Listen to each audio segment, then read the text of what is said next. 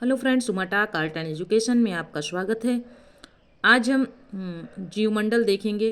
इस वीडियो में जीवमंडल से रिलेटेड क्वेश्चंस देखेंगे, जैसे बायोस्फीयर के क्वेश्चन देखेंगे। देख लेते हैं, जीवमंडल के घटक किस चक्र के माध्यम से एक दूसरे से अंतर संबंधित होते हैं? तो वो है जैव भू रासायनिक चक्र द्वारा। ठीक है। जीवमंडलीय तंत्र में ऊर्जा तथा पदार्थों के निवेश एवं बहिर्गमन की प्रक्रिया का चालन किस चक्र द्वारा संचालित होता है? तो जैव भू रासायनिक चक्र द्वारा।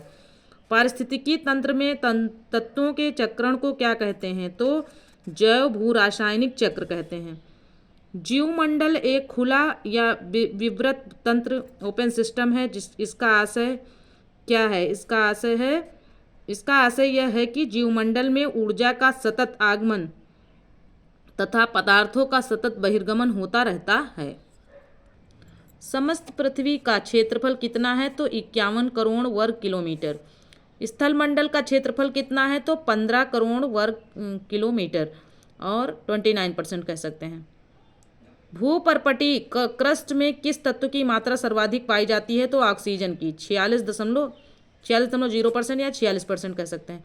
सर्वाधिक मात्रा में प्रयुक्त चट्टान निर्माणक खनिज है, तो वो है फेल्सपार। क्षारीय मृदा सुधार में प्रयुक्त किया जाने वाला खनिज है पाइराइट। प्रथम श्रेणी का उच्चावच है तो महाद्वीप। महाद्वीप क्या है? प्रथम श्रेणी का उच्चावच है। पर्वत, पठार, भ्रंश तथा मैदान किस श्रेणी के उच्चावच हैं? तो द्वितीय श्रेणी के। पर्वत, पठार, भ्रंश तथा मैदान किस श्रेणी के हैं? द्वितीय श्रेणी के हैं उच्चावच। पृथ्वी का औसत घनत्व 5.5 ग्राम प्रति घन सेंटीमीटर। किस भूकंपीय लहर द्वारा पृथ्वी के सतह पर सर्वाधिक विध्वंस होता है? तो एल लहर द्वारा। बृहद रूप में स्थलमंडल कितने प्लेटों में विभक्त है? तो 6 प्लेटों में विभक्त है। पृथ्वी पृष्ठ की प्लेटें किस मंडल पर सतत गतिशील हैं? तो स्थेनोस्फीयर पे। वायुमंडल में कार्बन डाइऑक्साइड पाया जाता है 0.03%। वायुमंडल में जलवाष्प की मात्रा होती है वायुमंडल में एक मिनट फिर से देख लेते हैं। वायुमंडल में जलवाष्प की मात्रा होती है, देख लेते हैं। वायुमंडल में जलवाष्प की मात्रा 0 से 5% तक होती है। पार्थिव विकिरण किस रूप में होता है? बहिर्गामी दीर्घ तरंगों के रूप में। वायुमंडल में अशुद्धियों में किसके कण आर्द्रताग्राही नाभिक बनाते हैं?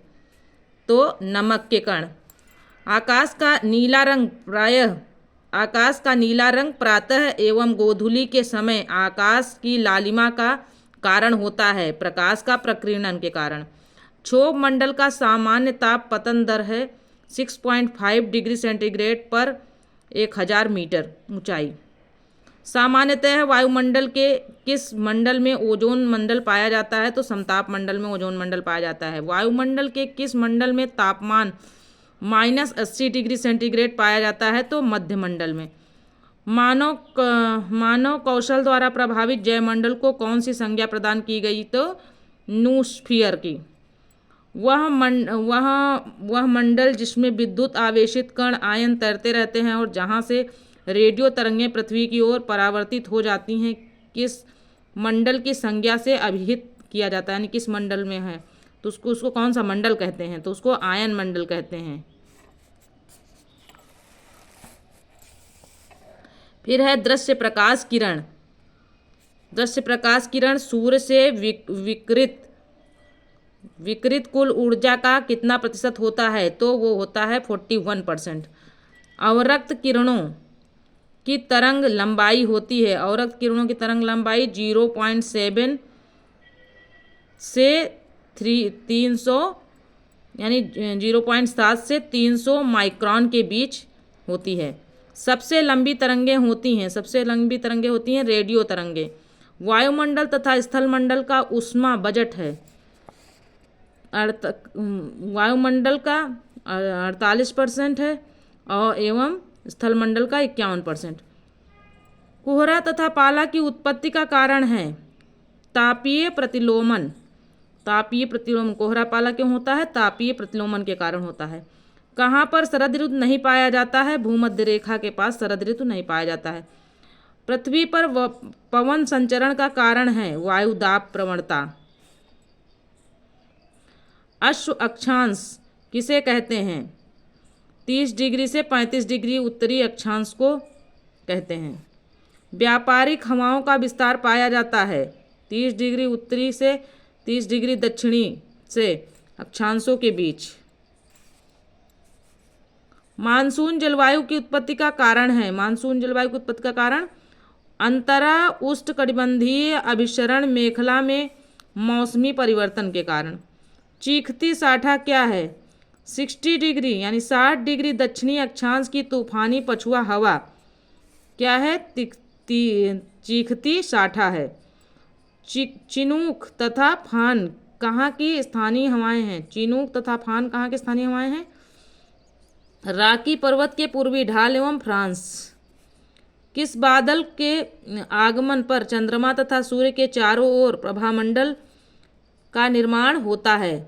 तो पच्छाभ स्तरी। विश्व की अधिकांश वर्षा किस प्रकार की होती है? पर्वतीय वर्षा। संसार का सर्वाधिक गतिक एवं विध्वंसक तूफान है टॉर्नेडो, यूएसए में। महासागर की औसत लवणता होती है, कितनी होती है?